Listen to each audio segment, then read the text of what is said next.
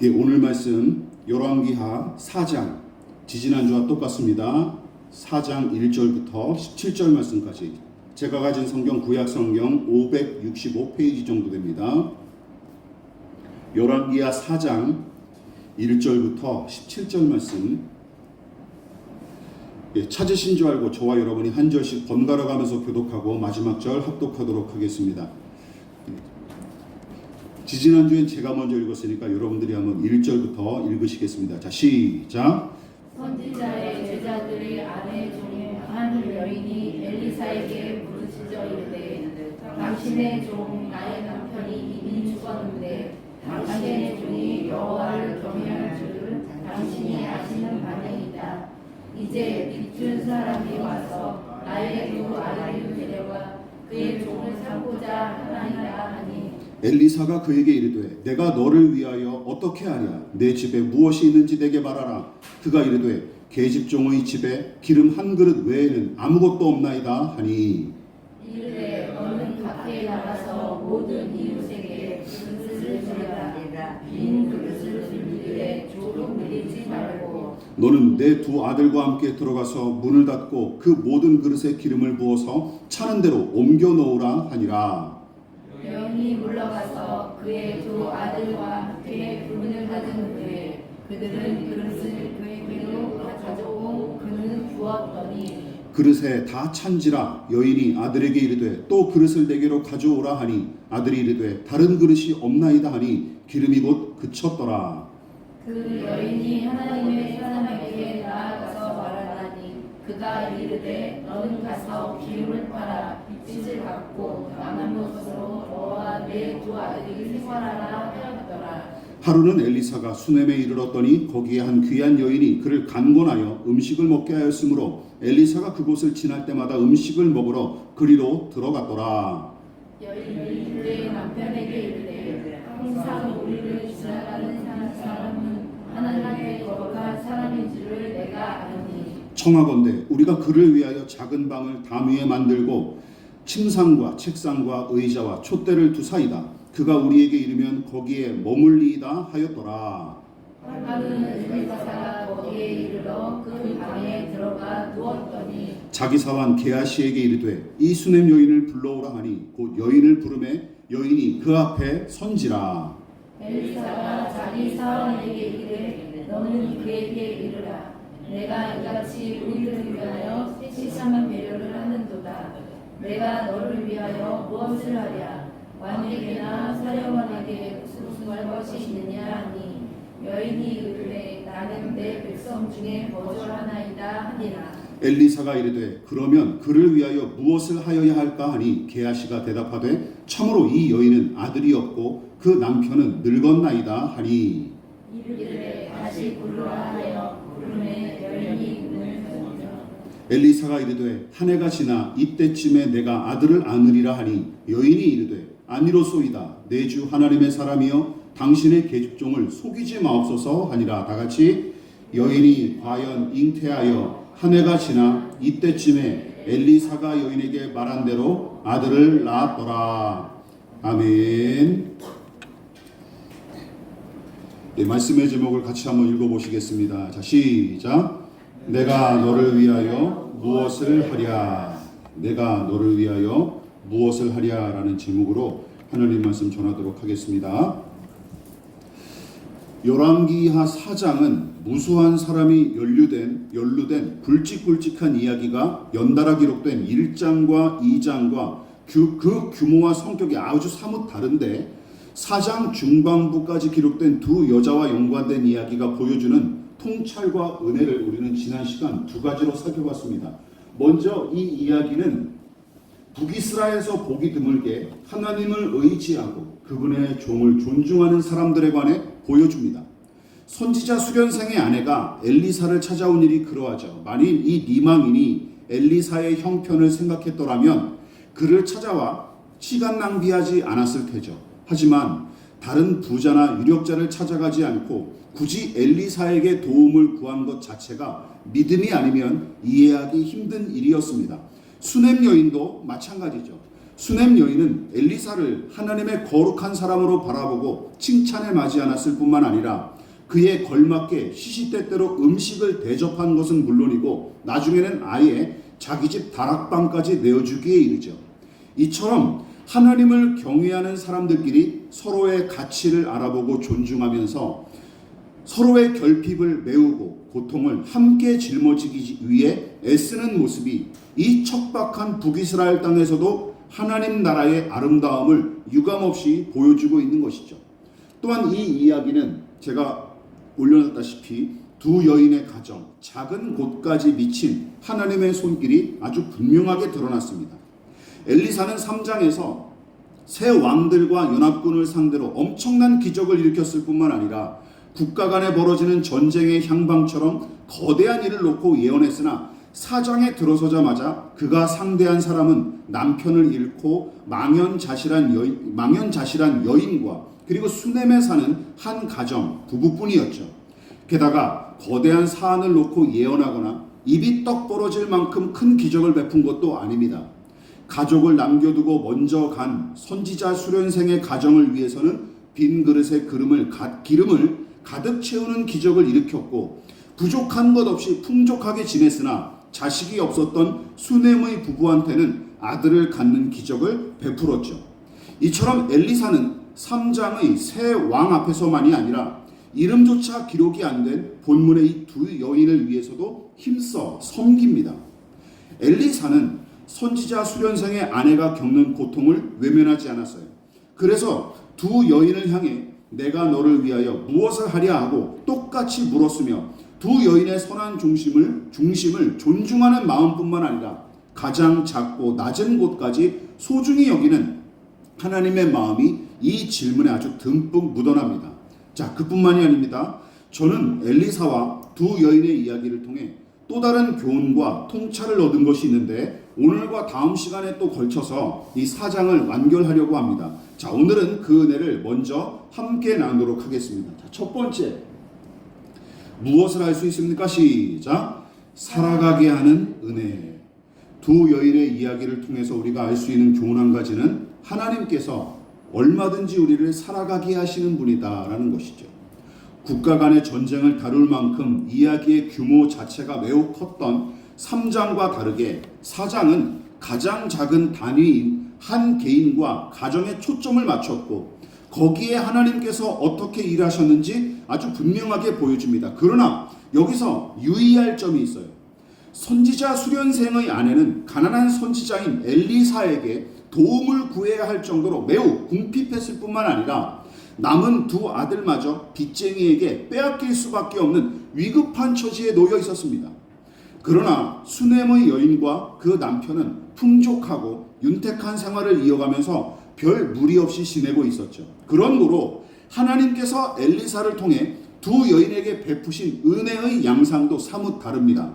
자, 우선 선지자 수련생의 아내가 진퇴양난의 처지에 놓여 엘리사에게 괴로움을 토로했을 때 엘리사는 도무지 해결책이 보이지 않는 그녀를 위해 뭐라고 질문합니까? 내가 당신을 위해 어떻게 하면 좋겠소? 라고 질문을 하고 당신의 집에 무엇이 있는지 말해보시오 라고 물어봅니다. 그리고 그 미망인이 저희 집에는 작은 기름 한 병 외에 아무것도 없습니다 라고 대답했더니 뭐라고 얘기합니까? 이웃에게 가서 되도록 빈 그릇을 많이 빌려오시오 라고 제안하기에 이르죠. 고지곳대로 따르기에는 너무나 이상한 제안이었으나 미망인은 지푸라기라도 잡는 심정으로 빌린 그릇을 방 안에 쌓아뒀고 방문을 걸어 잠근 채로 두 아들과 함께 작은 병에 담긴 기름을 빈 그릇들에 부었더니 어떤 일이 일어납니까? 작은 병에 담긴 기름으로 빌려온 빈 그릇들을 다 채우는 기적이 일어난 것이죠. 너무나 유명한 이야기 여러분도 잘 아실 거예요. 그러자 엘리사가 미망인에게 가서 이 기름을 팔아 빚을 갚고 나머지는 생활비로 쓰도록 하시오 라고 말하면서 그 처참한 처지를 모면하도록 돕습니다. 당연히 엘리사는 하나님의 뜻 안에서 이 기적을 행한 게 틀림없어요.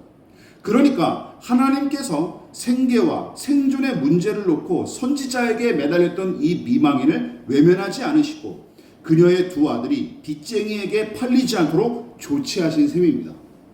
자, 앞서 우리는 작은 자와 작은 곳을 외면하지 않으시는 하나님과 그 일하심이 이 이야기에 잘 나타난다고 지적했습니다. 자, 그런데 거기 더하여 제가 말씀드리고 싶은 것은 이것입니다. 이 미망인의 이야기는 누군가 어떤 처지에 놓였든지 어떻게든 살아가도록 이끄시고 살아내도록 도우시는 하나님에 관해 분명하게 보여줍니다. 믿으십니까? 이 사실을 우리는 명심해야 합니다. 물론 특이하거나 특별한 이야기가 아닙니다. 오히려 성경에서 흔히 찾아볼 수 있는 이야기죠. 생사의 기로에 놓이거나 살 소망마저 상실한 누군가가 탄식하고 울부짖으면 그 소리를 들으신 하나님께서 어떤 모양으로든 이끄시고 도우셨던 이야기가 성경에는 아주 허다합니다. 심지어 어떤 이들은, 잘 들어보십시오. 심지어 어떤 이들은 살아가고 살아남기 위해 하나님의 뜻을 거스르거나 엉뚱한 짓을 저지를 때도 있었고, 당연히 하나님께서는 그들의 그런 행위를 마뜩찮게 여기며 기뻐하지 않으셨지만 생존과 생계를 위해 몸부림친 일에 관해서는 어느 정도 용납하고 허용하신 사례가 성경에 허다해요. 그렇죠. 성경을 잘 읽어보십시오. 그러니까 하나님의 뜻에 뭔가 핀트가 안 맞고 어긋난 일을 종종 저지를 때도 그 일들이 목숨을 건지고 또 누군가를 살리기 위해서였다면 하나님은 그걸 허용해 주셨다는 것이죠. 이 부분이 중요합니다. 아브라함이 살아남기 위해 2번씩이나 아내를 뭐라고 얘기합니까? 제 누나입니다. 제 누이로 속인 일. 아버지와 형을 속이고 달아났던 야곱을 인도하신 일. 아히멜렉 제사장이 굶주린 다윗과 그의 부하들을 먹이기 위해 무엇을 내어줍니까? 성소 안에 있는 하나님께 바치는 거룩한 떡까지 내어주지 않습니까? 이거 제사장만 먹는 떡이지 다른 사람들한테 주는 거 아니에요. 예, 다른 사람한테 주면 안 됩니다. 근데 그걸 순순히 내어주죠. 하나님께서 당신을 등한시하고 적대시했던 남북의 왕들과 백성이 곤경에 처하거나 위기를 만날 때면 여러분 그들의 고통을 구경하며 즐거워하시기는커녕 그들의 회복과 구원을 위해서 항상 먼저 일하셨던 열왕기상과 지금까지의 이야기들을 한번 돌아보십시오. 그렇지 않습니까? 그냥 진즉에 망해버렸어야 되는데 그때마다 또 하나님께서 건져주세요. 여러분, 이것이 우리가 믿는 하나님이십니다. 믿으십니까? 우리가 믿는 하나님이 이런 분이세요. 물론 생계와 생명이 위태로운 처지에서 어쩔 수 없이 이루어진 행위에 대해 그러하다는 뜻이지, 막무가내로 불법과 불의를 저지르는 자들마저 무작정 은혜를 베푸신다는 뜻으로는 오해하지 마십시오. 기억하십시오. 하나님은 우리가 어떤 처지에 놓였든지, 심지어 살아갈 이유를 찾지 못하고 삶의 의미를 잃어버렸을 때도 끝내는 살아가고 살아내기를 원하십니다. 믿으십니까? 끝내는 살아가고 살아내기를 원하세요. 그래서 믿음의 사람들이 종종 당신의 뜻에서 벗어나 엉뚱한 짓을 저질렀을지라도 그 일이 살아가고 살아내기 위한 것이었다면 다시 제 궤도에 오를 때까지 무모할 정도로 기다리고 넉넉하게 하나님은 용납하셨습니다. 항상 그러셨어요. 하물며 특별한 사유 없이 고난을 겪는 자들과 억울한 일로 고통당하는 자들의 탄식과 한숨을 하나님께서 외면하실 리가 있겠습니까? 오늘날도 마찬가지입니다. 저 스스로 낙심한 채 포기하거나 다른 것을 의지하는 게 문제이지, 하나님은 당신께 소망을 두고 매달리는 사람들을 절대로 외면하지 않으십니다. 그뿐만이 아니죠. 거기서 더 나아가 하나님께서는 믿음으로 선하게 사는 것 못지않게 우리가 어떻게든 살아가기를 바라시고 끝끝내 살아내기를 원하신다라는 것입니다. 네. 훗날 바벨론의 포로로 끌려간 에스겔 선지자가 그 포로로 끌려간 그곳에서 이스라엘 백성을 향한 하나님의 마음을 듣게 되죠. 계시로 듣게 되죠. 그때 그들을 당신의 백성으로 처음 부르셨던 하나님의 심정을 다음과 같이 하나님께서 말씀하셨는데, 이 말씀이 참 의미심장합니다. 에스겔서 16장 6절 말씀 다 같이 읽어볼게요. 시작. 내가 내 곁으로 지나갈 때에 내가 피투성이가 되어 발짓하는 것을 보고 내게 이르기를, 너는 피투성이라도 살아있으라. 다시 이르시기를, 너는 피투성이라도 살아있으라 하고. 대단한 말씀 아닙니까? 다른 번역본의 성경은 이 구절을 핏덩어리야 살아라 공동번역, 새 번역은 핏덩어리로 누워있는 너에게 제발 살아만 달라고 했다 하고 풀었었습니다.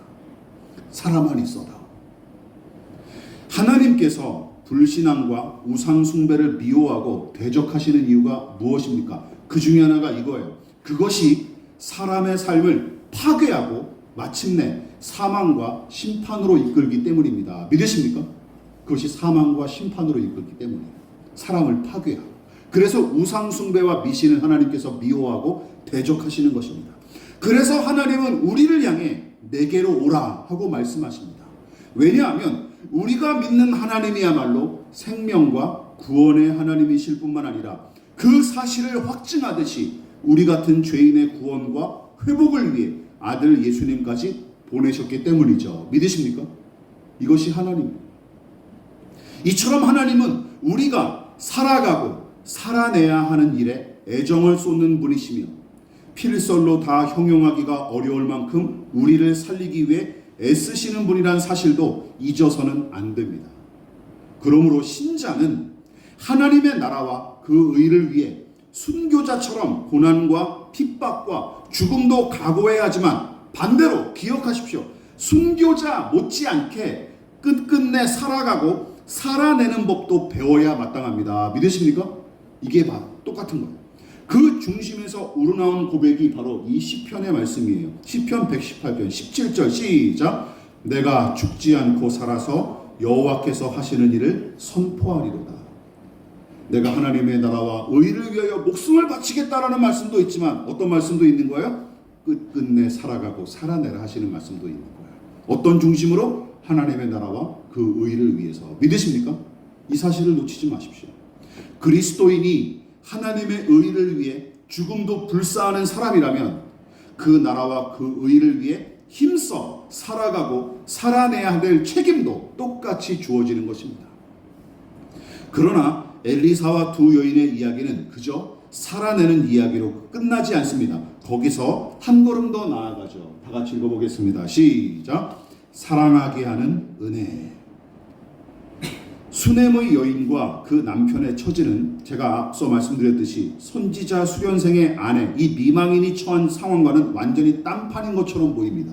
그러니까 이 부부는 별다른 무리 없이 윤택하고 안락한 생활을 영위해 왔기에 가난한 선지자가 지나갈 때마다 치근하게 여겨서 매번 음식을 대접했고 나중에는 어떻게 합니까? 자기 집에 기거하도록 다락방까지 내어줄 수 있었죠. 여러분, 이만한 여력이 없었다면 생각하기조차 시도하기조차 힘든 일입니다. 그렇다고 손쉽게 할 수 있는 일은 아니었죠. 여러분 기억나십니까? 3장에서 무슨 일이 일어났는지 어린 아이들마저 하나님의 선지자를 향해 대머리야 꺼져라 하는 말을 서슴지 않고 내뱉던 시절 아닙니까? 당시 북이스라엘의 전반적인 분위기를 고려하면 수넴 여인의 섬김을 누구나 하는 쉬운 일로 깎아내려서는 안 됩니다. 돈 많이 버는 사람들이 기부 안 한다고 짜증내는 사람들 있죠. 미친 것 같아요. 그 사람들이 알아서 하는 거죠.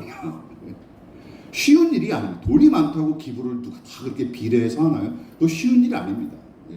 하면 조금이라도 하면 박수 쳐줘야지. 이게 뭐 조금 냈다고 내가 버는 거에 비해서 이렇게 조금만 내냐 이렇게 시비를 걸면 안 되는 거예요. 쉬운 일이 아닙니다. 어쨌든 수넴 여인과 그 남편은 별다른 어려움 없이 먹고 살만한 처지였고 아내의 제안에 따라 흔쾌히 함께 선지자를 섬긴 남편을 보면 부부간의 사이가 막역했을 뿐만 아니라 서로를 향한 신뢰도 깊었던 것 같습니다. 그래서 엘리사가 내가 부인에게 무엇을 해드리면 좋겠소? 라고 물었으나 수넴 여인은 어떻게 대답합니까? 저는 저의 이웃과 어울려 별다른 어려움 없이 지내고 있습니다. 라고 대답했을 뿐이죠. 그래도 뭔가 마음에 찝찝한 마음이 들어서 뭔가 보답하고 싶은 마음이 강렬했던 탓에 선지자는 자기가 부리고 있었던 영민했던 종 게하시의 조언을 듣고 이렇게 예언하죠. 내년 이맘때에 당신은 아들을 품에 안게 될 것입니다 하고 예언했는데 엘리사가 예언한 대로 그 이듬해 아들을 낳는 기적이 일어납니다. 근데 저는 이 부분에서 좀 의아했습니다. 왜냐하면 이런 생각이 들었기 때문이죠. 당시 이스라엘을 비롯한 고대 사회는 자식을 생산하지 못하는 여자를 마치 밭을 갖지 못하는 소처럼 망가진 존재로 취급하며 멸시했고, 당연히 수넴 여인도 주변 사람들에게 내내 그런 취급을 받으며 평생 고통당했을 것입니다. 당연한 일이죠. 사무엘의 어머니 한나가 남편 엘가나의 사랑을 받으면서도 도무지 만족할 수 없었던 이유가 무엇입니까? 결국은 이것이죠. 자식을 생산하지 못하는 여자라는 사회적인 인식과 종교적인 낙인이 그녀를 더 아프게 했을 게 뻔했기 때문입니다. 그렇죠? 그렇지 않습니까? 남편 한 사람이 사랑한다고 뭐 세상이 다 그냥 환해지고 밝아집니까? 그런 게 아니죠. 물론 다행히도 수넴 여인은 자신의 한계와 결핍을 한나와는 다르게 충분히 받아들였고, 그리고 그런 시선에도 어느 정도 적응한 것처럼 보입니다. 왜냐하면 나이도 꽤 있었으니까 말이죠. 그래서 저는 엘리사가 무리하게 오지랖을 부렸다고 느꼈습니다. 왜 뭐 굳이 이렇게 잘 먹고 잘 사는데 굳이 아들 하나를 더 뭐 주겠다고 예언할 필요가 있는가? 그리고 게다가 우리가 다음 설교에서 살펴볼 텐데 이 아들이 어떻게 됩니까? 나중에는 시름시름 앓다가 병들어 죽어요. 고난을 겪습니다. 다음 시간에 이 부분에 대해서 우리가 함께 살펴볼 텐데, 그래서 저는 왜 굳이 이런 오지랖을 부렸을까라고 생각했던 것이죠. 여러분들도 그렇게 생각하지 않습니까? 그냥 잘 먹고 잘 살게 내버려두지. 부부관계 금술도 좋고 그냥 생활도 윤택하고 그냥 그렇게 가다가 죽으면 끝일 텐데. 그래서 이 이야기를 저는 개인적으로 마냥 편하게 대할 수 없었어요. 그런데 재밌는 게 뭔지 아십니까? 하나님께서 엘리야의 이 오지랖 같은 예언을 허투루 돌리지 않으시고 어떻게 해요? 실제로 수넴 여인에게 아들을 안겨주시는 기적을 베풀어 주십니다. 자, 그럼 의문이죠. 왜 하나님은 이 기적을 허락하셨을까요? 단지 엘리사 선자의 체면을 세워주시기 위한 의도였을까요? 물론 그 이유도 없지는 않았을 테지만 저는 더 큰 이유와 의도가 있었을 거로 추측합니다. 자, 그렇다면 하나님께서 무슨 의도로 엘리사의 예언을 들으시고 이 부부에게 아들을 안겨주셨을까요? 제가 이 이야기를 통해 얻은 통찰은 다음과 같습니다. 같이 읽어볼까요? 먹고 사는 정도로 만족하지 않고 사랑하는 인생으로 나아가게 하시려는 것, 그것으로 해석했습니다. 엘리사가 거기까지 생각했다는 근거는 본문에서 발견하기 어렵습니다. 엘리사 개인으로는. 다만 이 기적을 두 사람에게 허락하신 하나님의 의도는 본문을 읽으면 읽을수록 더더욱 분명하게 와닿았습니다. 다음 설교에서 좀 더 자세하게 언급하겠지만 지금까지 평안하고 윤택하기만 했던 두 사람의 삶은 아들을 낳은 이후부터 완전히 극적으로 변하는데, 그동안 두 사람의 삶은 잔잔한 바다 위를 마냥 순탄하게 항해하는 요트와 같았으나 아들을 얻은 이후로는 잔잔한 파도를 순항하는 기쁨 못지않게 무서운 파도를 넘나드는 공포와 좌절도 정면으로 맞닥뜨리기 때문이죠. 그러니까 수넴 여인과 남편은 먹고 사는데 전혀 지장이 없는 평안하고 순탄한 인생을 살아왔지만 하나님은 두 사람이 편하게 살아가는 수준에서 만족하지 않으시고 누군가를 더 깊이 사랑하고 섬기는 인생으로 한 걸음 더 내딛기를 바라셨던 게 틀림없습니다. 믿으십니까? 그래서 이 아들을 낳는 기적을 허락하셨다고 봅니다. 그래서 여러분 보십시오. 돌이켜 생각하면 선지자 수련생의 아내가 굳이 엘리사에게 매달린 까닭은 단지 생계와 생존의 위협을 느낀 것은 물론이고 종으로 팔려가게 될 두 아들을 지키고 싶은 마음도 한몫했을 것입니다. 그래서 홀로 그 문제에 직면했더라면 충분히 다른 선택을 할 수도 있었을 텐데 두 아들의 처지가 걸려 있었던 까닭에 어떻게든 살 궁리를 하다가 선지자를 찾아왔던 것으로 여겨지죠. 여러분 그렇습니다.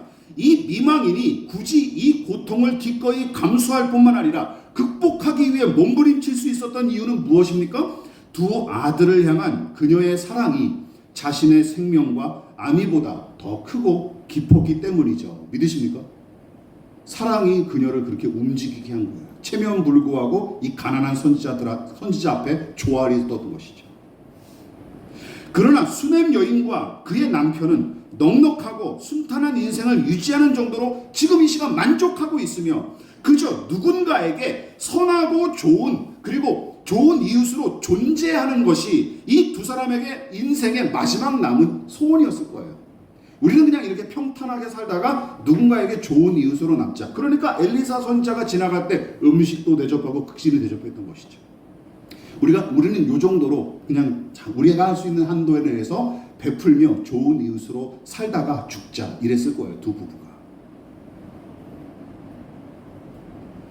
그런데 하나님께서 사랑의 훈련장으로 등 떠미신 이들은 비단 이 부부만이 아닙니다. 여러분, 제가 성경을 여러 가지로 곱씹어 보니까 성경에 등장하는 성숙한 믿음의 사람들은 누구나 예외 없이 사랑의 훈련소로 입학했고 거기서 치열하게 연단을 받으며 하나님을 닮은 사랑의 사람으로 변화하고 성장한 것이 이들의 공통점이기도 합니다. 굳이 하나 하지 않아도 될 일인데, 굳이 만나지 않아도 될 일인데 하다가 그리고 만났다가 그 고통을 겪는 일들이 허다했죠. 근데 그 결국은 어떻게 됩니까? 그들이 하나님의 사랑을 닮아가고 그리고 하나님의 모습으로 변화하는 일들이 항상 열매를 맺었어요. 그런 사례를 또한 멀리서 찾을 필요도 없습니다. 여러분, 낙심했던 엘리야 선자의 회복 이야기를 다시 한번 떠올려 보십시오. 여기에 딱 들어맞아요. 하나님께서 엘리야의 지친 몸과 마음을 회복하기 위해 천사를 보내 먹고 마시게 하지 않았습니까? 만일 엘리야가 먹고 마시는 정도로 만족하는 것이 하나님의 목적이었다면 그냥 로뎀 나무 아래 계속 쉬게 하셨어야죠. 그렇지 않습니까? 근데 어디로 인도하시죠? 당신의 뜻을 세미한 음성으로 알려주시기 위해 호렙산으로 굳이 인도하십니다. 40주 40야를 걸쳐서 당신의 말씀을 듣게 하기 위해서 그곳으로 인도하십니다. 그를 로뎀나무 아래 머물도록 내버려두지 않으시고 당신의 뜻을 세미한 음성으로 들려주시기 위해 호렙산까지 이끄셨던 일을 생각해 보십시오. 사람이 떡으로만 사는 존재가 아니라 하나님의 말씀으로 사는 존재임을 가르치신 하나님과 예수님의 말씀이 엘리야와 엘리사의 이야기 모두에 여지없이 적용되고 들어맞습니다. 지금도 우리를 그렇게 이끌고 다루고 계신다는 사실을 믿으십니까? 여러분 생각해 보십시오. 먹고 사는 수준에서 그치고 거기서 만족한다면 인간은 짐승과 다를 게 솔직히 하나도 없습니다. 그렇지 않습니까? 먹고 사는 수준에서 내가 만족하고 윤택하게 평탄하게 사는 것 중에서 사는 생활 수준으로 내가 만족하고 만다면 인간이 솔직히 얘기해서 짐승과 다를 게 뭐가 있습니까? 그래서 하나님은 엘리사 선자를 통해 두 여인이 살아가는 자리와 사랑하는 자리로 이끄십니다.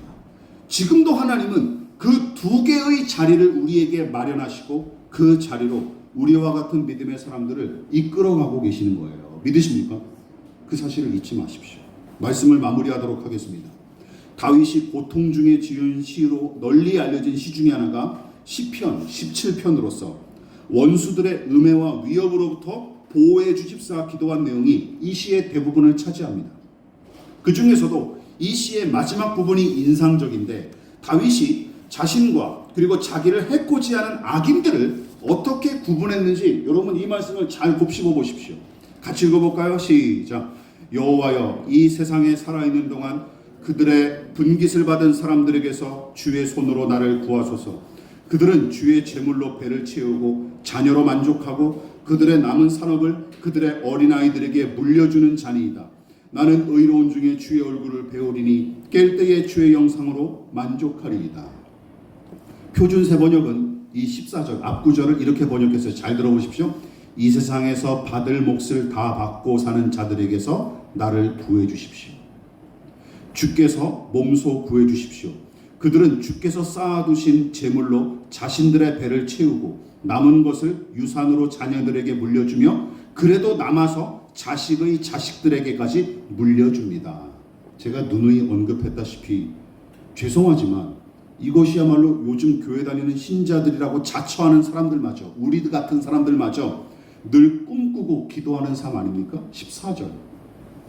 자식들이 잘 되게 해주십시오. 건물주가 되게 해주십시오. 자식들에게 남겨놓을 유산을 마련하게 해주십시오. 그렇게 우리 많이 기도했잖아요. 많은 신자들이 그렇게 기도 제목을 걸고 있잖아요. 그렇지 않습니까? 그러나 기억하십시오. 다윗은 이것만을 위해 사는 자들을 가리켜 악인으로 규정했습니다. 믿으십니까? 악인으로 규정했어요. 그렇다면 다윗이 풍족하고 윤택하게 사는 것보다 더 바라고 만족하게 여겼던 것, 진심으로 사랑하고 사모했던 것은 무엇입니까? 돈과 명예와 권력과 쾌락보다 하나님을 더 사랑했기에 내가 사랑하고 사모하는 주의 얼굴을 뵙는 것, 그것이 다윗의 가장 큰 소망이자 바람이었습니다. 믿으십니까? 각자의 믿음이 어느 정도 수준인지 궁금하십니까? 그렇다면 이 말씀을 가늠자로 삼아 자신에게 스스로 한번 질문해 보십시오. 나는 무엇을 더 사랑하고 추구하고 있는가? 그러면 여러분 스스로 정직하게 진실하게 한번 대답을 해보십시오. 그럼 답이 나옵니다. 우리의 믿음의 수준이 어느 정도인지, 그리고 나는 정말 거듭난 사람인지 이것에 대해서도 대충 가늠해 볼 수 있습니다. 엘리사 선지자는 내가 너를 위해 무엇을 하랴 하는 질문을 두 여인에게 던졌고, 두 사람은 그 질문에 기꺼이 응답함으로써 살아가고 사랑하는 자리로 나아갔습니다. 그리고 하나님은 지금도 엘리사의 입을 통해 우리에게 묻고 계십니다. 내가 너를 위해 무엇을 하랴? 이럴 때 우리가 이제 응답할 차례죠. 그럼 어떻게 응답해야 되겠습니까?